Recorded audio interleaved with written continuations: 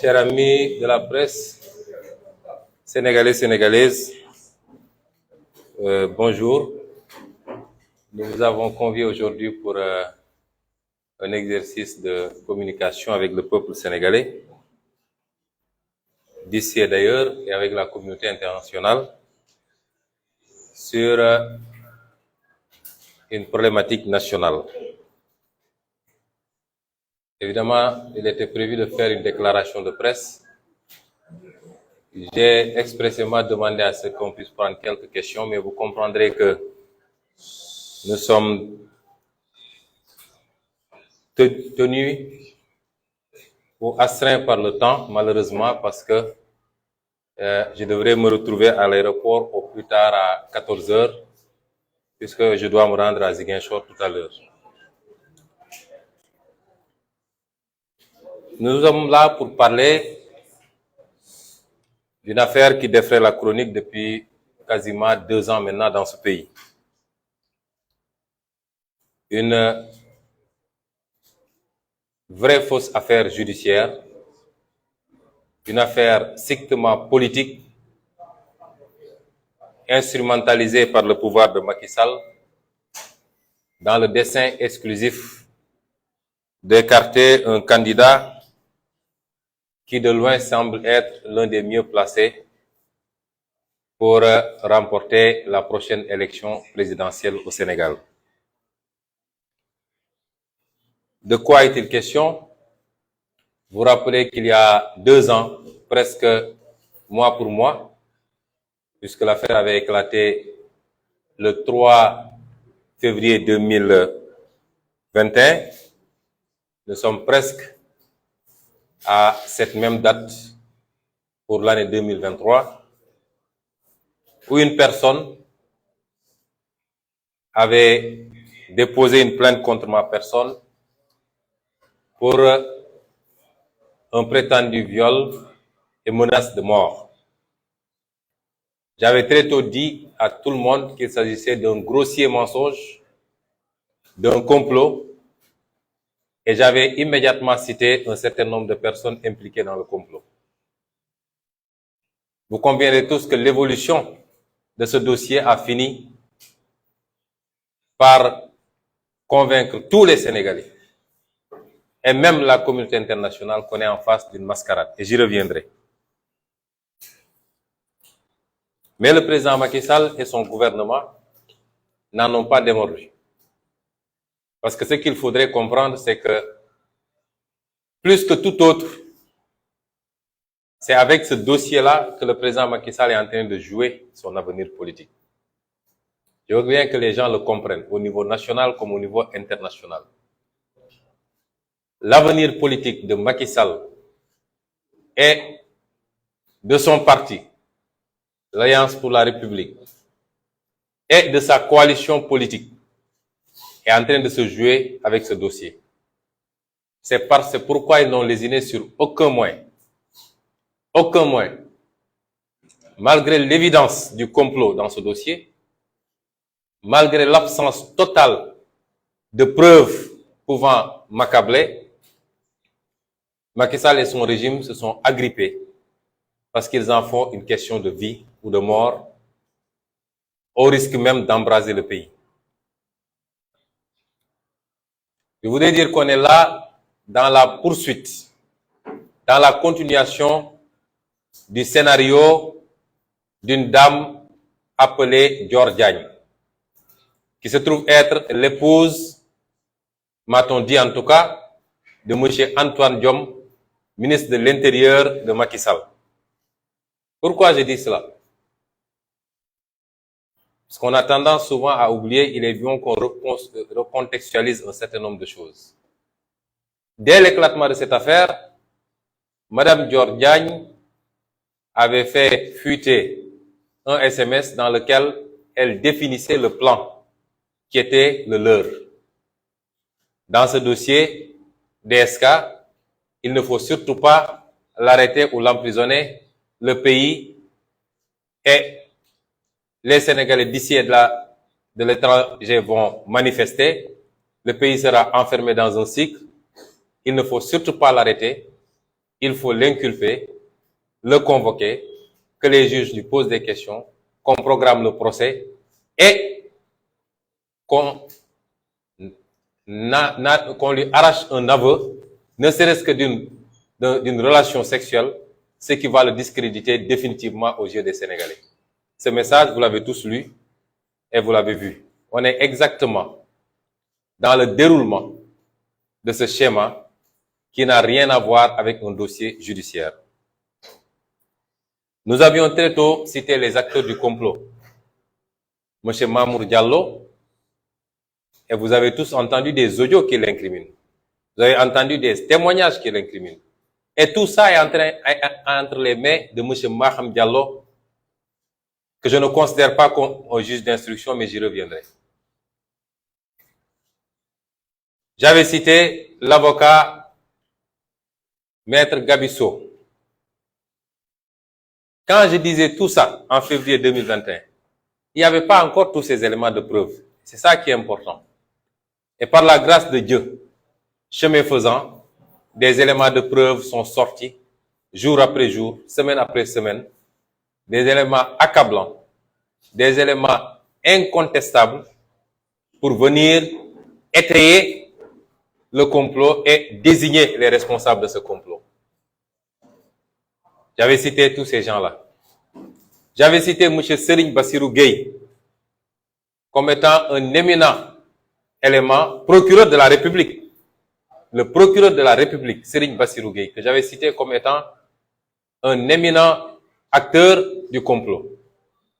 Et l'histoire l'a prouvé parce que le rapport interne de la gendarmerie a prouvé qu'il a traficoté le PV de la gendarmerie pour pouvoir me charger et y enlever des éléments à décharge. J'avais cité beaucoup d'autres éléments et j'y reviendrai.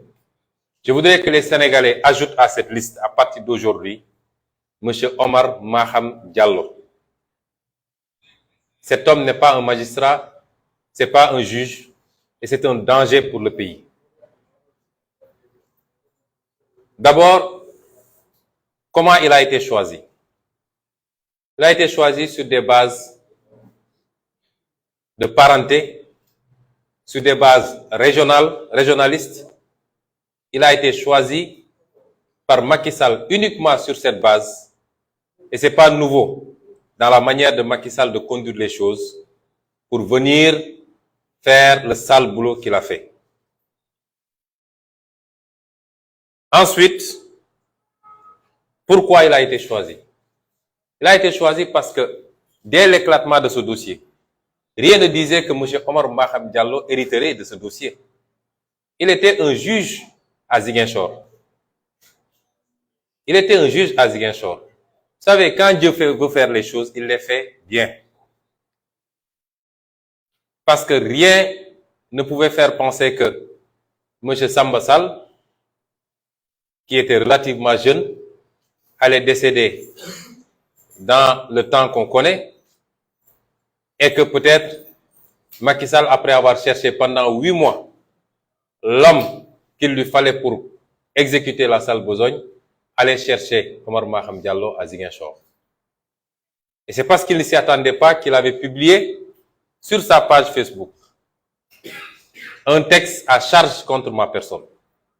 Un texte qui a été écrit par un militant de la paire qui vit, je crois, en France, qui passe tout son temps à dire du mal de moi et qui se trouverait être son beau-frère. Et un juge astreint à un certain nombre d'obligations, particulièrement dans un dossier en cours en justice, ce juge-là s'est permis de publier sur sa page Facebook un texte à charge qui me condamnait et qui m'envoyait même directement en prison.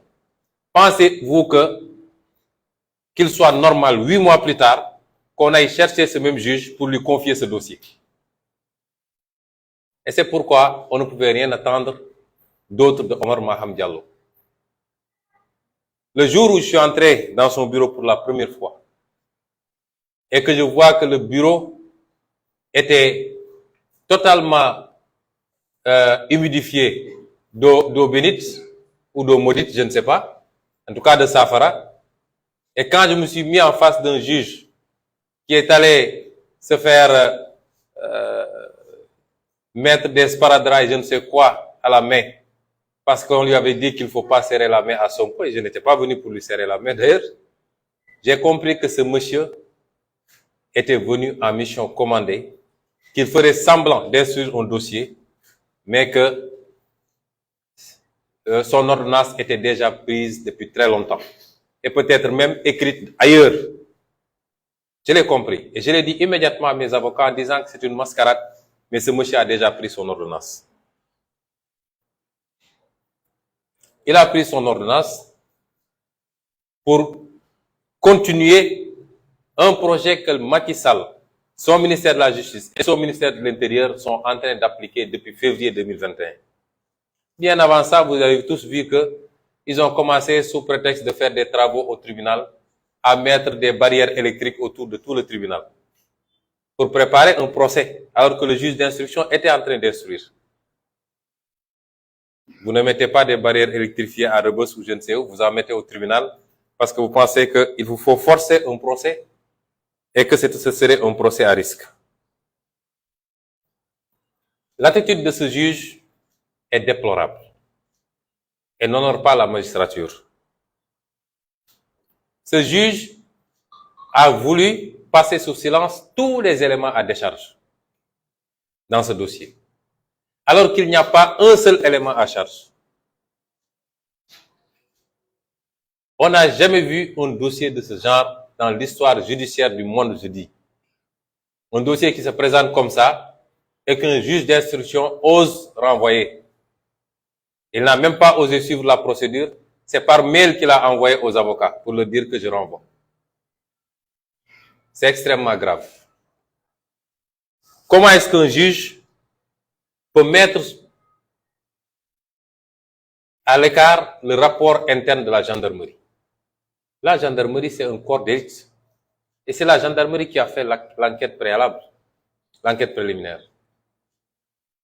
Quand le problème s'est posé et qu'il y a eu le cas Capitaine Touré, le général Tin, en bon soldat, a dit la gendarmerie par essence, ce qui le caractérise, c'est l'honneur. Et cette affaire risque d'éclabousser l'honneur de la gendarmerie. Nous allons mettre en place une commission d'enquête qui va édifier sur la responsabilité des uns et des autres, et particulièrement le capitaine Touré qui avait conduit l'enquête. Ce rapport sera public très bientôt, rassurez-vous. Il nous a été demandé partout. Depuis quelque temps, beaucoup d'organismes internationaux nous ont demandé les éléments du dossier, mais les avocats sont en train de leur retransmettre tous les éléments. Mais le peuple sénégalais aura tous ces éléments parce que nous avons l'intégralité du dossier. Et ce rapport, je l'ai moi-même, main à main, remis à M. Omar Maham Diallo. Un rapport qui dit que M. Bassirou Gueye a délibérément compromis le rapport initial dressé par le capitaine Touré pour y mettre des éléments à charge. Il est allé jusqu'à y mettre des photos obscènes qui n'avaient rien à voir avec le rapport initial, mais il ajoutait également des passages, il retranchait des passages qui me déchargeaient. Comment est-ce qu'un juge d'instruction sérieux peut passer sous silence un rapport comme ça pour dire qu'il renvoie un dossier? Monsieur Omar Maham Diallo a passé sous silence le témoignage du docteur Alfousseni Gaye, qui est le médecin qui a consulté la plaignante. Docteur Alfousseni Gaye a fait un témoignage devant le juge d'instruction pour dire qu'il n'a vu rien qui puisse renvoyer même, qui puisse faire penser à l'existence d'un viol. Et, cerise sur le gâteau, il a enfoncé les comploteurs en disant que c'est Maître Sow qui l'a appelé pour lui dire d'aller prendre la plaignante parce qu'elle était en danger de mort. Et que c'est Maître Sow et Mamour Diallo qui l'ont appelé instamment le lendemain pour exiger le rapport médical. Et qui ont envoyé une personne avec un sac plein d'argent pour essayer de le corrompre dans le sens de l'établissement d'un rapport de complaisance. Comment est-ce qu'un juge d'instruction peut passer sous silence des témoignages aussi accablants et aussi à décharge pour renvoyer un dossier en jugement? Comment ce juge d'instruction a pu passer sous silence un certificat médical que tout le Sénégal a vu? Un certificat médical établi par ce même docteur Gaye, qui aujourd'hui est menacé de mort et persécuté. Sa voiture a été attaquée. Il a déposé des plaintes à la gendarmerie. Personne n'a daigné réagir. Comment est-ce qu'un juge d'instruction sérieux peut passer sous silence ce certificat médical qui écarte toute possibilité de viol? Je crois que désormais, il faut que tous les Sénégalais sachent qu'ils sont en danger. Qu'aujourd'hui, ce n'est plus la peine d'amener des preuves en justice parce que ça ne sert à absolument rien. Dès que la commande politique tombe, toute preuve que vous amènerez sera écartée et votre accusateur n'aura pas besoin d'amener des preuves dès lors que Macky Sall dit que ma volonté, c'est que vous fassiez ceci. Comment est-ce qu'un juge d'instruction peut passer sous silence tous les témoignages des personnes qui travaillaient dans cet institut et qui sont tous des témoignages à décharge? Il n'y a pas un seul témoignage à charge contre nous. Comment est-ce qu'un juge d'instruction peut passer sous silence tout cela? Comment est-ce qu'un juge d'instruction peut passer sous silence les témoignages du capitaine Touré, qui est à la base du PV, qui a servi à sa saisine, même si ce PV a été compromis par Serigne Bassirou Gueye? Ne serait-ce que pour ces deux raisons, ce dossier n'aurait jamais dû atterrir là où il est. C'est-à-dire, le PV qui a servi à saisir le juge d'instruction est un faux. Vous ne pouvez pas instruire sur la base d'un faux. Et la deuxième chose, le juge qui a hérité du dossier est disqualifié pour le faire parce qu'il est partisan. Il avait déjà pris une position sans connaître le dossier et sans que le dossier lui soit affecté. Il avait pris une position pour m'envoyer en instruction. Comment est-ce qu'un juge d'instruction peut ignorer les témoignages du capitaine Touré? Comment est-ce qu'un juge d'instruction peut faire l'omerta sur les éléments importants qui ont été versés par monsieur M. Signas? Vous tous, vous avez entendu ces audios où la plaignante elle-même dit qu'il n'y a jamais eu de viol, qu'il n'y a même jamais eu de rapport sexuel, que malgré tout, on lui a dit « débrouille-toi pour nous chercher du sperme et venir ». Et ce juge d'instruction qui convoque la plaignante sur la base des audios, qui lui fait entendre ces audios, nous avons tout le dossier dans ma machine. La plaignante lui confirme que c'est moi qui ai bien dit ça, mais je m'amusais. Ça a entendu? Qui confirme les audios de M. Signas, dans lesquels elle-même reconnaissait qu'il n'y a jamais eu le motif qu'elle me collait. Comment est-ce qu'un juge d'instruction peut ignorer tout ça? Tout ça pour revenir renvoyer un dossier. Comment est-ce qu'un juge d'instruction qui a des réquisitions téléphoniques, les réquisitions téléphoniques montrent les trafics qu'il y a eu, les appels qu'il y a eu entre les différents protagonistes du complot, avant, pendant et après l'événement, aux heures même concernées, entre Mamour Diallo, Maître Gabisso, le convoyeur, le Sidi Ahmed Mbaye, la plaignante. Comment est-ce qu'un juge peut avoir tous ces éléments-là et renvoyer ce dossier en procès? Il n'a même pas instruit. Tous les éléments seront rendus publics. Quand vous lirez l'audition de Mamour Diallo, c'est ridicule. Vous convoquez une personne qui a été citée dans un dossier avec des audios, avec des réquisitions téléphoniques. Vous laissez la personne dire ce qu'elle veut, elle dit non, je n'ai rien à dire, mais s'il y a une plainte contre moi, là je viens de répondre, mais mes avocats m'ont dit de ne pas répondre. Vous la faites signer et elle part. Ça, c'est de l'instruction. Ça, c'est de l'instruction. Même pas des questions de relance sur les différents éléments qui chargeaient cette personne par rapport à sa participation dans un complot. Cet homme, Omar Maham Diallo, est un politicien. Je le considère désormais, et tous les gens qui sont avec moi, comme étant simplement un adversaire politique qui a exécuté une commande politique, et il faudra qu'il en assume toutes les conséquences.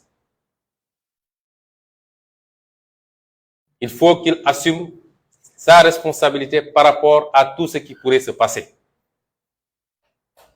Et il faut qu'ils comprennent qu'ils rendront compte tôt ou tard. Parce qu'il faut que les magistrats de ce pays comprennent que ils n'ont pas un blanc-seing pour faire ce qu'ils veulent. Ils doivent appliquer la loi et exclusivement la loi. Notre parti politique, PASTEF, l'opposition de manière générale, souffre beaucoup du comportement des magistrats de ce pays. Aujourd'hui, notre adversaire, ce n'est plus Macky Sall. C'est des magistrats. Je ne dis pas tous les magistrats. Parce que nous n'avons pas eu affaire à tous les magistrats pour pouvoir apprécier. Et je demeure convaincu qu'il y en a qui font correctement leur travail. Mais les statistiques montrent que tous les magistrats auxquels on a eu affaire jusqu'à présent sont des magistrats qui ont exécuté des ordres qui sont dans la persécution. Hier, avant-hier et hier, j'étais au camp pénal, j'étais au pavillon spécial et hier j'étais à Rebeuss pour voir tous nos détenus politiques. Mais ce qui se passe dans ce pays est innommable. Vous prenez les gens, vous les envoyez en prison pendant 7 mois. Vous ne les entendez pas dans le fond. Vous ne leur posez aucune question. Vous chargez un dossier. À l'enquête, maintenant, ce qu'on dit aux gens, pourquoi vous êtes de PASTEF? Pourquoi vous êtes allé en Casamance? Ou pourquoi vous êtes de telle ethnie? C'est les questions qu'on pose aux gens dans l'enquête. Des gens qui sont de Dakar, de Saint-Louis, de Diourbel. On leur dit pourquoi tu es allé en Casamance à 2 reprises. Comme si c'était un crime d'aller en Casamance aujourd'hui. Voilà à quoi une partie de notre justice est réduite aujourd'hui. Et je dis que le principal adversaire aujourd'hui de PASTEF, de notre combat politique et de l'opposition, ce n'est pas Macky Sall. Parce que Macky Sall sait que politiquement, nous sommes beaucoup plus puissants que lui dans ce pays. C'est la justice qu'il instrumentalise pour s'attaquer à nous. Ce juge a refusé, après avoir fait tous ses dénis, notre demande, la demande de nos avocats, pour que les avocats impliqués dans ce complot soient entendus. Mais un avocat, c'est un citoyen sénégalais. On nous parle d'immunité. Mais moi, en tant que député, l'immunité d'un député n'est pas moins forte que l'immunité d'un avocat. C'est en 72 heures qu'ils sont débrouillés pour lever mon immunité. C'est unique dans l'histoire mondiale. 72 heures entre la requête du parquet, l'instruction du parquet général et la levée de l'immunité parlementaire à l'Assemblée, il leur a fallu juste 72 heures. Avec un tas de violations de mes droits. Pourquoi un avocat qui complote avec des preuves évidentes, pourquoi cet avocat-là ne serait pas entendu? C'est quoi cette histoire de corporatisme? Le corps judiciaire, de manière générale, est-il mieux protégé que tous les autres corps? Est-ce qu'un député qui a été élu par le peuple sénégalais a une immunité moins honorable et moins protégée qu'un avocat? Nos avocats ont demandé à ce que Maître Sow et Maître Diordiagne soient entendus parce que leur nom a été cité. Et avec des éléments de preuve, le juge a refusé cette requête. Et jusqu'à la dernière requête de mes avocats, c'est-à-dire que le réquisitoire définitif du procureur leur soit transmis, le juge l'a refusé pour s'empresser de prendre une ordonnance et de renvoyer et de leur annoncer ça par mail. C'est la première fois en tout cas, pour ceux qui connaissent les procédures, qu'on voit cette pratique au niveau de la justice. Et cette justice, depuis que je suis en politique, cette justice a été instrumentalisée pour nous persécuter. Au jour d'aujourd'hui, je suis le seul maire qui, 10 mois après avoir été élu, est empêché de voyager pour aller travailler pour sa commune. Je suis le seul maire. Même pour aller en Casamance, je ne peux pas passer par la route. Au lendemain de la fête de fin d'année, puisqu'on avait des problèmes de réservation d'avion, j'ai dû mettre toute ma famille dans les véhicules pour qu'ils viennent par la route. Et moi, j'ai dû aller tout faire pour avoir un billet d'avion. Parce que je n'ai pas le droit de traverser la Gambie pour revenir à Dakar. Depuis 2 ans, on m'empêche de sortir du territoire pour faire mes activités. Et il y a 20 jours, mes avocats ont déposé une autorisation de sortie du territoire parce que je devais me rendre en Guinée, Conakry, au Burkina Faso, au Mali et en Côte d'Ivoire dans le cadre de mes activités politiques. Jusqu'à ce jour, même pas une réponse. Ce qui est grave. Parce que l'administration doit répondre au moins au courrier qu'on lui dépose. Depuis que je suis en politique, je suis systématiquement persécuté par cette justice. Vous l'avez vu lors de ma radiation en 2016. Injustement privé de mon travail. Et tous les éléments sont là pour prouver que j'avais raison. Mais jusqu'à la Cour suprême, sans motivation valable, ils ont rejeté mes recours. Vous avez entendu le dossier des 94 milliards. Qu'ils essaient même de retourner contre moi. Et c'est ce même procureur de la République, M. Amadi Diouf, qui avait préféré classer sans suite quand il était à la chambre d'accusation. Alors qu'il y a un rapport de l'OFNAC. Et ironie du sort, il se retrouve maintenant procureur de la République, il a un rapport de l'OFNAC sur sa table qui dit que tout ce que M. Sonko a dit est vrai et qui exige, qui recommandait l'ouverture d'une instruction contre tout ce beau monde. Le procureur de la République ne veut pas instruire. Vous avez vu tous les cas d'assassinat qu'il y a eu contre nos militants. Aucune instruction. Aucune enquête. C'est le rapport du département d'État américain qui vient dire que l'État du Sénégal est responsable au moins des 10 morts sur les 14 de 2021. Le président Macky Sall avait dit qu'une commission allait être mise en place. Où est cette commission? Parce qu'ils savent que c'est eux qui ont assassiné ces enfants. Et ils n'osent pas enquêter sur la question. C'est la même chose avec les derniers assassinats à Ziguinchor et à Bignona. Et vous avez vu le petit procureur de Ziguinchor là qui fait le petit malin. Vous avez une contre-expertise qui vous dit que la personne a été tuée par balle. Vous saisissez un juge d'instruction pour lui dire « Faites une enquête pour me dire le genre de mort ». C'est quoi ça? Et le juge d'instruction a raison de refuser d'instruire. Il a raison de refuser d'informer. Parce que c'est des mascarades. Et tout ça, nous en sommes victimes.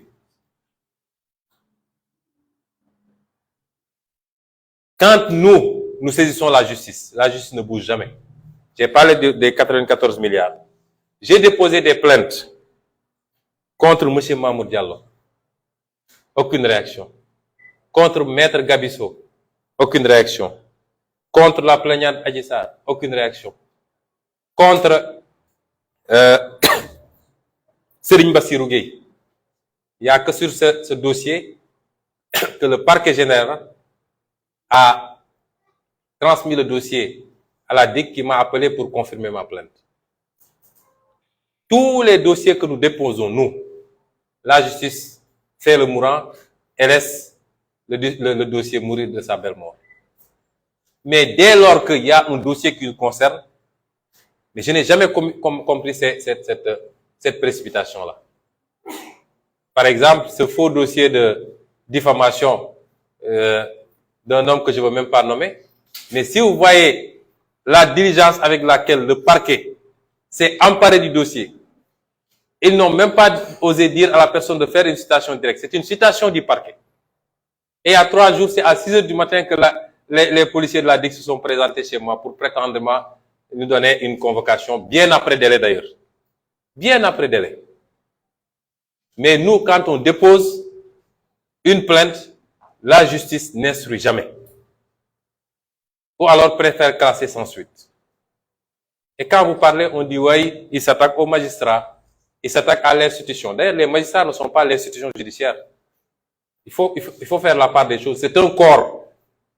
Ce n'est pas l'institution judiciaire. Et je ne me suis jamais attaqué à tous les magistrats parce que, comme je le dis, j'ai beaucoup de connaissances dans la magistrature et je demeure convaincu qu'il y en a d'excellents et de sérieux. Mais qui peut réfuter ces faits? Quel est le magistrat qui peut réfuter les faits que je viens de dire? Tous les magistrats que vous rencontrez vous disent que ce que vous dites, c'est vrai. Nous connaissons le mal de la justice. Nous connaissons les problèmes qu'il y a. Mais ils préfèrent le dire dans les couloirs. Donc, je veux dire aux Sénégalais qu'aujourd'hui,